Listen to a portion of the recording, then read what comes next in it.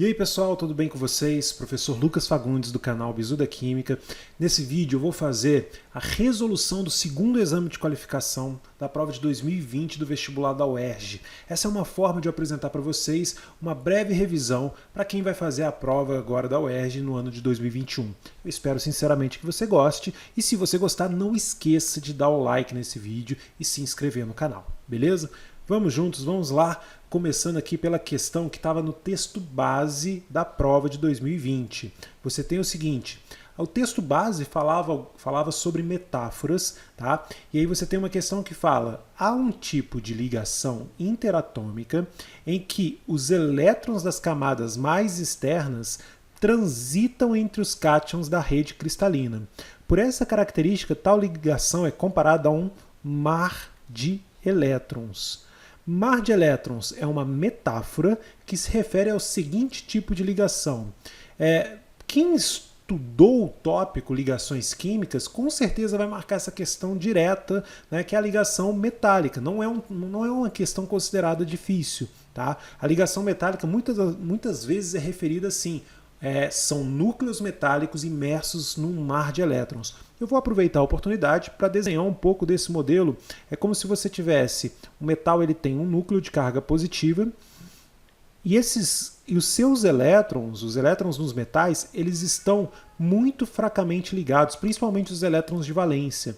Uma das características dos metais é possuir, vou colocar aqui, olha, metais tem como característica, uma das características, né, a baixa energia de ionização.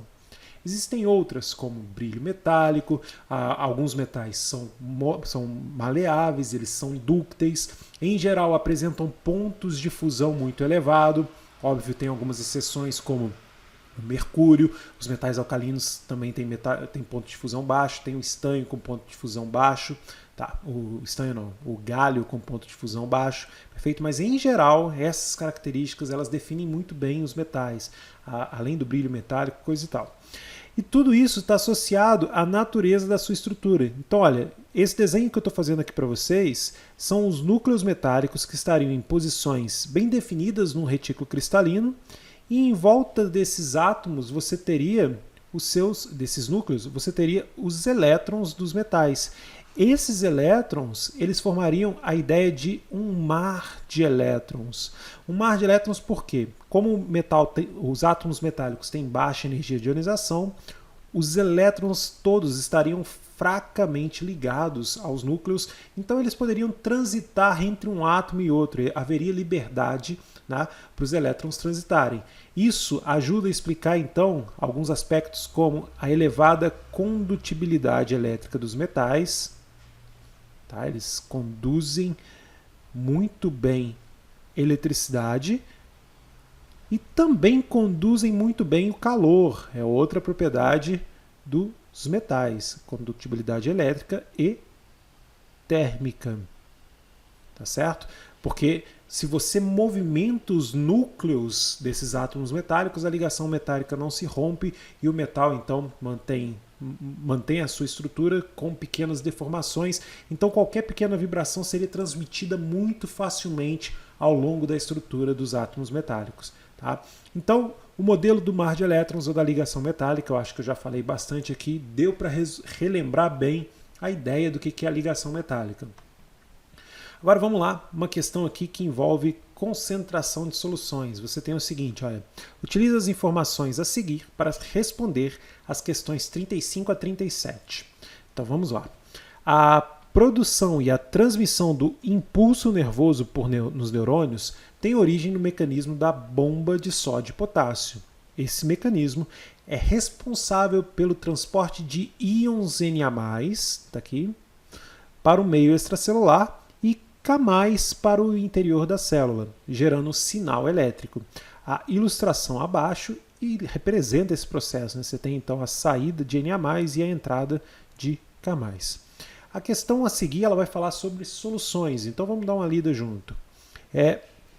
Para um estudo sobre transmissão de impulsos nervosos pela bomba de sódio e potássio, preparou-se uma mistura contendo os cátions Na+, e K+, formada pelas soluções aquosas A e B com solutos diferentes.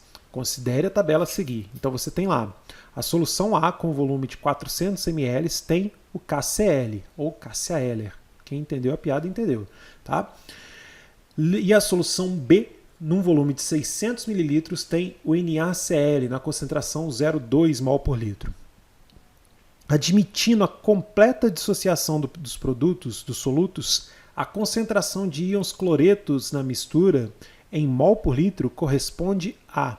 Então, olha, a primeira coisa que você tem que pensar, ele te deu a concentração de KCl, mas o KCl ele vai estar completamente dissociado em íons K+, aquosos, e Cl-. De modo, né, como o coeficiente estequiométrico aqui é 1 para 1, a concentração que ele te dá de KCl é igual à concentração de íons cloreto, beleza?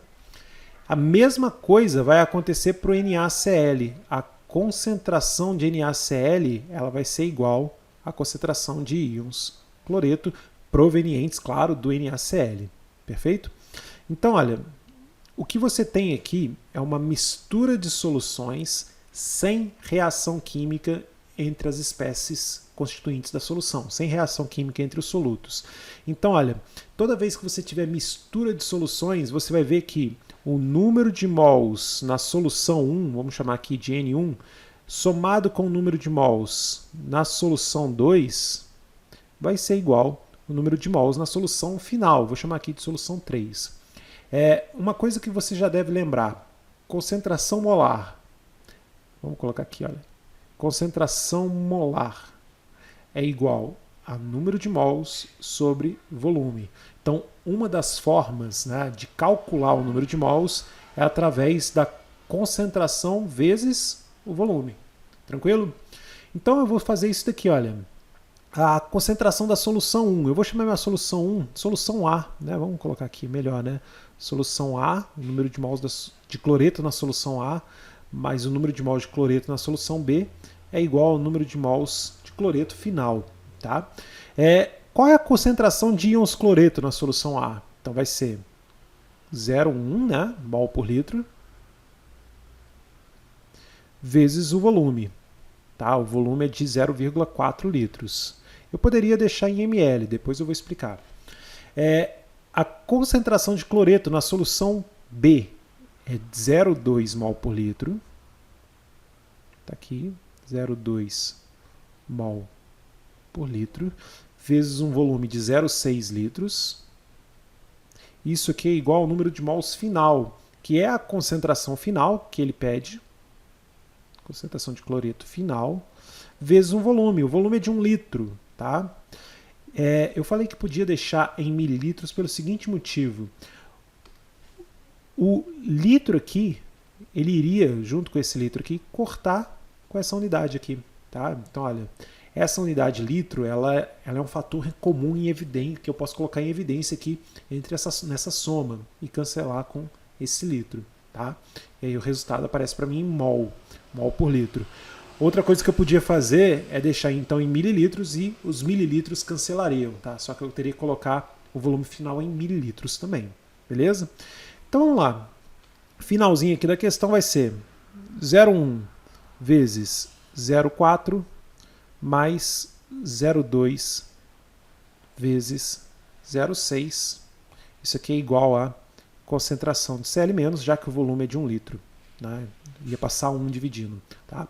0,1 vezes 0,4, 0,04. 0,2 vezes 0,6, 0,12. Perfeito? Então a concentração de íons Cl, né? A concentração de íons cloreto, é igual a 0,16 mol por litro.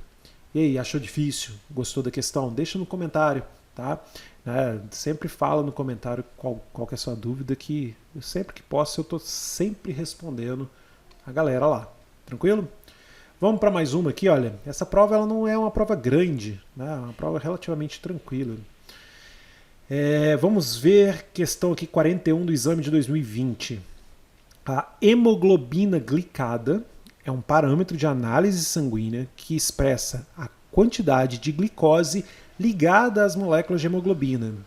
Essa ligação ocorre por meio da reação representada a seguir. Então você tem aqui a glicose, né? Vai se ligar à hemoglobina, vai formar aqui o que a gente chama aqui de hemoglobina glicada, tá? A hemoglobina ela está toda escondida aqui nesse R, né? Uma molécula extremamente complexa. E aí esse R entrou aqui, tá? O grupamento funcional da molécula de glicose que reage com a hemoglobina corresponde à função orgânica denominada de... Olha, galera, eu vou dar uma dica para vocês. Você tem o grupo funcional, o grupamento carbonila. A carbonila, ela pode dar origem a diferentes funções. Então essa dica que eu vou dar aqui para vocês é uma dica matadora que vale ouro, tá? Olha só, toda vez que eu tiver uma carbonila, eu posso circular ela em qualquer cadeia.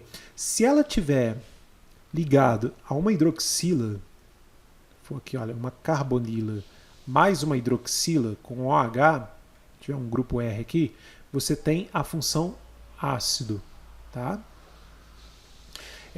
Se você tiver a carbonila ligada a dois carbonos, por exemplo, né, dois radicais carbônicos aqui, tá? Vamos colocar um composto mais simples que a gente tem dessa função, você tem a função cetona. Tá? E se você tiver a carbonila na extremidade da molécula ligada a hidrogênio e ligada a uma cadeia carbônica, você tem a função aldeído. Você vai pensar assim, pô, são as únicas? Não, ainda tem mais. Você poderia ter, por exemplo, a carbonila ligada a oxigênio e cadeia carbônica. Repara a diferença ali com o ácido, né? Essa daqui é a função que a gente chama de éster. E você pode ter a carbonila ligada com nitrogênio. Aqui R e R. E aí você tem a função amida. Então é basicamente olhar para quem está, né, como vizinho dessa carbonila. Você olha, pô, os vizinhos são dois carbonos, cetona. Os vizinhos são, um é uma hidroxila e o outro é carbono, ácido carboxílico. O vizinho é hidrogênio, a carbonila está na extremidade, então ela tem como um hidrogênio vizinho uma cadeia carbônica, então é um aldeído. Ela tem, a carbonila está ligada a um oxigênio que não é de hidroxila, é um éster. A carbonila está ligada a um nitrogênio, é uma amida. Perfeito? Então essa é a dica que eu vou dar para vocês. Vale ouro, tá? Pode usar em qualquer outra prova que vai funcionar. Tá? Então o grupo funcional que tem na glicose aqui, olha, é a carbonila, né? Ligada a hidrogênio. Isso aqui é o grupo funcional que a gente chama de aldeído. Ele ocorre sempre na extremidade da cadeia carbônica, de qualquer cadeia carbônica. Tranquilo? Beleza? Já deu like no vídeo? Não esquece, perfeito? Senão você termina o vídeo e esquece de dar like, vai para outro canal, vai ver outra coisa e esquece, tá? Vamos lá. Questão 44, uma questão que envolve balanceamento de equações. Você tem o seguinte: para a análise do teor de ozônio em um meio aquoso, utiliza-se iodeto de potássio e ácido sulfúrico. Esses compostos reagem conforme a seguinte equação. Então você tem aqui XKI mais O3, mais H2SO4, mais Y2, mais H2O, mais K2SO4. Beleza? Quando a equação é balanceada, os coeficientes x e y correspondem respectivamente aos seguintes valores. Então, olha só, pessoal, essa daqui é uma questão que envolve o balanceamento por oxirredução. Vamos dar uma olhada aqui como que a gente vai fazer isso. Eu vou dar um zoom aqui para ficar grandão e a gente conseguir balancear melhor.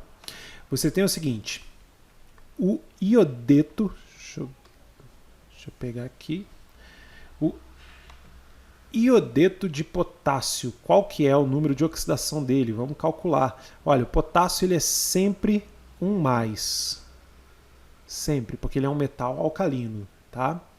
Então, o iodeto vai ser 1-. O ozônio tem NOx 0, substância simples sempre tem número de oxidação igual a 0, tá? O hidrogênio tem NOx 1+, ele é do grupo 1 da tabela periódica, e com exceção dos hidretos metálicos, o hidrogênio sempre tem número de oxidação 1+. O oxigênio, número de oxidação 2-, tá? São 4 oxigênios com número de oxidação 2- aqui, então vai dar 8 menos. E 2 hidrogênios com número de oxidação 1 mais, vai dar 2 mais. Tá? A soma dos NOx tem que dar 0. Então o NOx no elemento central aqui, que é o enxofre, tem que dar 6 mais. Beleza. O iodo, I2 aqui tem NOx 0. Tá? O hidrogênio 1 mais, o oxigênio 2 menos. O enxofre aqui no K2SO4, o potássio é 1 mais, o oxigênio é 2 menos, vai ser a mesma coisa do H2SO4, né, porque eu só substituí um hidrogênio por potássio, como eles têm o mesmo NOx, o enxofre vai dar NOx 6 mais, beleza? Então o que vai estar acontecendo? O iodo vai estar passando de menos 1 para 0, tá? E aquele que ficou escondidinho aqui, olha, o ozônio vai passar de 0, tá? Para menos 2. E deve ser o ozônio deve estar vindo aqui, olha, de 0 para menos 2 com o oxigênio na água. Tá? É uma suposição, tendo em vista que aqui, olha, eu mantive o grupo SO4. Tá? Se o SO4 está presente aqui, ele provavelmente veio daqui. É uma hipótese. Tá? Beleza? Vamos ver então como que a gente faz isso. Olha, uma coisa é fato. O iodo está passando de menos 1 para 0. Então ele está aumentando o seu NOx. Ele está sofrendo oxidação. Tá certo? É uma oxidação que está levando aqui o número de oxidação do iodo em uma unidade, de menos 1 para 0. Tá? Lembra que olha, o 0 é o nível, né, do chão. Menos 1 é como se fosse aqui, olha, abaixo. Então, de menos 1 para 0, contrário aqui, você aumentou uma unidade. Beleza? Paguei isso aqui, era só para ilustrar. Tá? Então, a variação do NOx aqui é de 1 elétron. Perdeu 1 elétron vezes 2, né? Porque aqui é I2. Então, eu já teria que começar partindo aqui de 2Ki. Depois eu balancei isso de novo. Tá? 2Ki. E o ozônio está passando de 0 para menos 2. Então, olha, o ozônio está passando de 0 para menos 2. É uma variação de 2 unidades. Tá certo? De 2 elétrons, vezes 3, não é? Porque são 3 átomos de oxigênio aqui no ozônio. Então vamos supor que a gente vai gerar isso aqui, olha, 3H2O. Tá? Aí você vê o seguinte, o ozônio passando de 0 para mais 2, o número de oxidação está indo de 0 para 2 menos. Tá? Então eu tenho uma redução aqui, olha, diminuiu o NOx. Diminuiu o NOx, redução, ganho de elétrons. Tá? E aqui, olha, no Ki passando para I2, você tem uma oxidação. Então eu vou aproveitar para lembrar tópicos importantes, tá? Que não tem a ver com balanceamento. Eu sei que você está ansioso para achar a resposta, mas a gente aproveita para relembrar. Tá? O vídeo aqui é uma revisão. Então, olha, o Ki, como ele está sofrendo oxidação, ele é um agente que causa redução. Agente redutor, é o agente causador da redução. Ele causa a redução do ozônio. Porque se ele sofre oxidação é porque ele doa elétrons, porque ele perde elétrons. Se ele perde elétrons, alguém tem que aceitar, algum elemento tem que aceitar esses elétrons. E esse elemento que aceita, ele vai sofrer a redução. Então ele é um agente redutor e o O3, por sua vez, é um agente oxidante. Beleza? Uma coisa importante. Na oxirredução, o número de elétrons doados na oxidação tem que ser igual ao número de elétrons aceitos na redução. Se uma espécie doa elétrons, a outra espécie aceita exatamente a quantidade que foi doada. Isso que é garantir o balanceamento por oxirredução. Repara que aqui, olha, eu comecei o meu balanceamento com esse 2 aqui e com esse 3, que refere-se às atomicidades das espécies que estão envolvidas. Tá? Eu vou reescrever minha equação aqui embaixo e a gente vai balancear a partir dela. Então, olha, 2Ki mais O3 mais H2SO4 vai formar aqui I2 mais H2O mais K2SO4.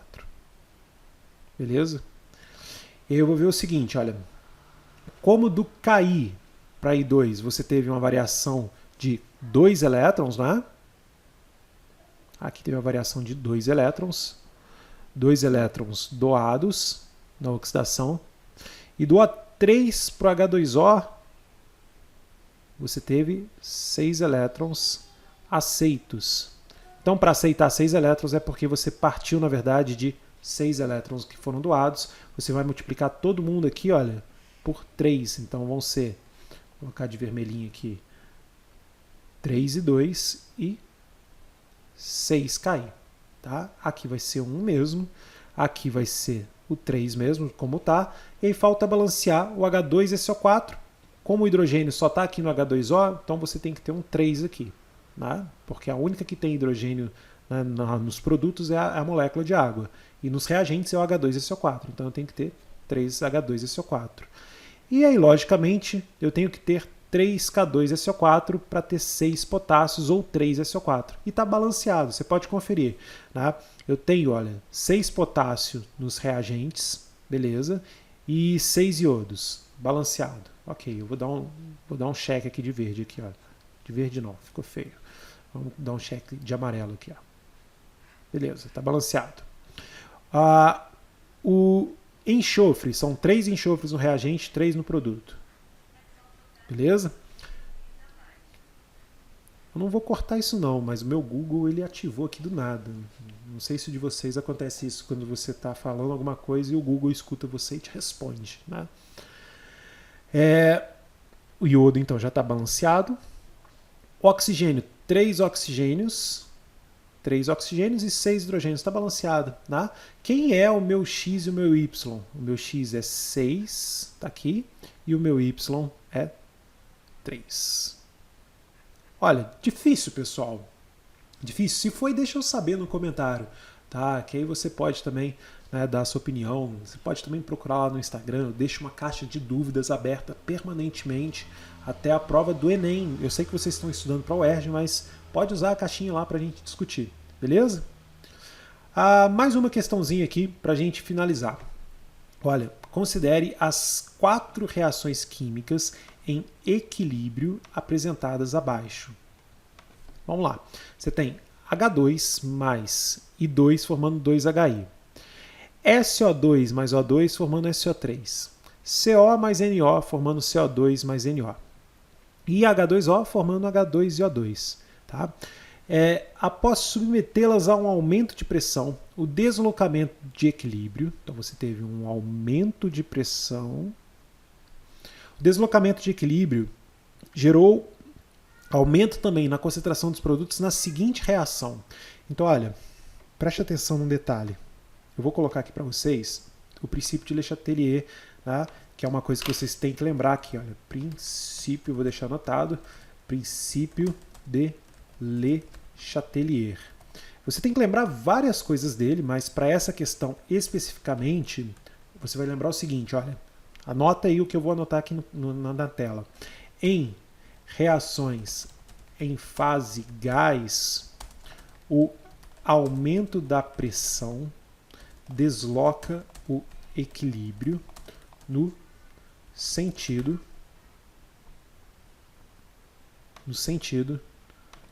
de menor volume gasoso. Não cabe aqui nesse vídeo uma prova, embora não seja tão impossível de provar, tá? Mas não é o meu objetivo aqui nesse vídeo. Tá? Eu só quero que você lembre da ideia geral por trás do princípio de Le Chatelier. Óbvio, tem outras coisas. Né? Se você adiciona um reagente, o equilíbrio desloca para produto.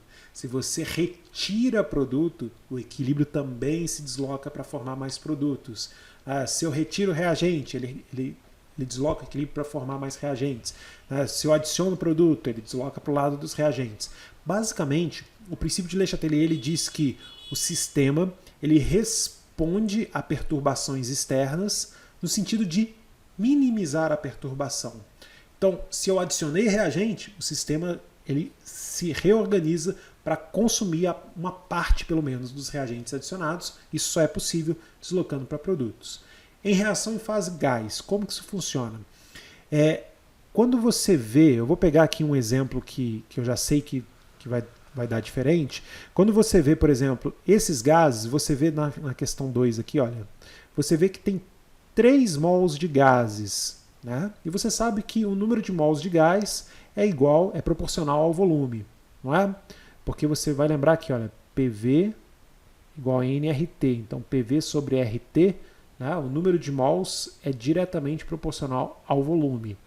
Então, considere que os gases eles estejam nas mesmas condições, né, de temperatura e pressão. Isso tudo é constante, perfeito? O R também é uma constante, então o número de mols é diretamente proporcional ao volume. Então eu posso dizer aqui que aqui eu tenho 3 volumes de gás, 3 vezes porque eu tenho 3 mols. E aqui eu tenho 2 volumes de gás. Tá? Aqui, olha, eu vejo o seguinte, eu tenho 2 e 2 volumes, né? Aqui eu tenho 2 e 2 volumes, 2V e 2V. E aqui eu tenho 2V e 3V. Você vai aumentar a pressão. Aumentar a pressão desloca no sentido de menor volume. Então, olha, se eu aumento a pressão, tá, no procedimento 1, né, não há efeito. Então, não ocorre nada, beleza? No procedimento 3, não ocorre nada, porque os volumes gasosos são iguais. Então, não tem sentido favorecido. Se eu aumento a pressão, né, no experimento 4, o equilíbrio é deslocado para cá, no sentido dos reagentes. Perfeito? Então, o aumento da pressão favorece, aumenta a concentração de reagentes. E no experimento 2, né, o aumento da pressão desloca para o sentido de menor volume gasoso, então nesse aqui aumenta a concentração de produtos. Então você vai lá no comando da questão e vê se você interpretou direitinho. Você vai submeter a um aumento de pressão. O deslocamento de equilíbrio vai gerar aumento também na concentração de produtos em qual reação? Então, reação de número 2 apenas. Tá legal? Tá? É tranquilo, tá? Mas você precisa conhecer o tópico, precisa entender do que você está falando e não se perder. Tá? Então, olha, eu espero sinceramente que esse vídeo tenha te ajudado. Tá? Se ele te ajudou de alguma forma, deixa eu saber aí no comentário, comente alguma coisa, vai lá, siga a gente também no Instagram, beleza? E eu espero que você faça uma excelente prova da UERJ. Beleza? Um grande abraço para todos vocês e valeu! Tchau, tchau!